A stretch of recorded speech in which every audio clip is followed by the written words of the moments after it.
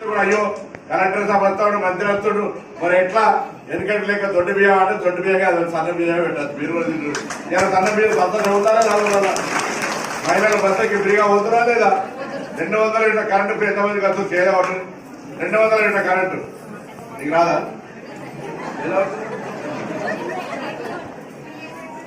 200 యూనిట్ల కరెంట్ వస్తుందా లేదా ఎవరికన్నా అవన్నీ చేయలేదు ఎందుకు రాలేదు అడుగుతా ఎందుకంటే ఒకటి కాల్చుకొని నాకు బిల్లు మాకు కావాలంటే నేనేం చేయలేదు అవునా కదా లెక్క ముందు నుంచి అంతే ఉందా లేదా కాబట్టి అంతే 200 ఒకటి పర్మిట్ చేస్తాను దీన్ని తప్పించాను 200 వస్తాడు 203 వస్తాడు కాబట్టి 200 లోపల కాల్చుకున్న కోరికైనా బిల్లు మాకు కాకపోతే ఎండి ఆఫీసర్ కాగితం పెట్టుకొని నిప్పిస్తారు మహిళలతో ఫ్రీగానే బస్సు తిరుగుతున్నారు గుడికైనా బడికైనా అమ్మగారింటికైనా అత్తగారింటికైనా దావానికైనా ఏంటది 100 రోజులు పడిపోతున్నారు సిద్దిపేటలో అవసరం అనుకుంటే సిద్దిపేట పోయి వాళ్ళు ఎక్కిపోతున్నారు ఏరికైనా అడిపోయి వస్తున్నారు పక్షాలు మంచిగా చేసినాం చేసిందా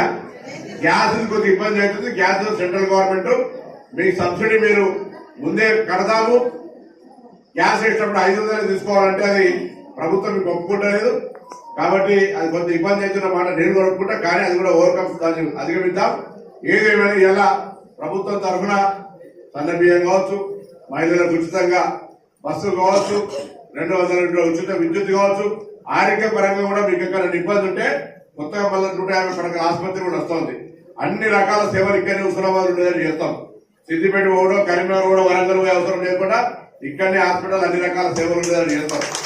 చదువుకునే పిల్లలకు మంచి డిగ్రీ కాలేజీ కంప్యూటర్లు పెట్టించినాం గవర్నమెంట్ స్కూళ్ళలో చేసినాం మీ ఊర్లలో రోడ్లు అవుతున్నాయి కొత్త కొత్త మీ ఊర్లో నేను వచ్చినాక కొత్త రోడ్డు కాని ఊరు ఏదైనా చెప్పినప్పటినా ఊర్లో ఏదో ఒక చిన్న రోడ్డు కొత్త అవుతుంది కదా త్రాగునీరు సమస్య లేకుండా పరిష్కారం చేస్తా ఉన్నాం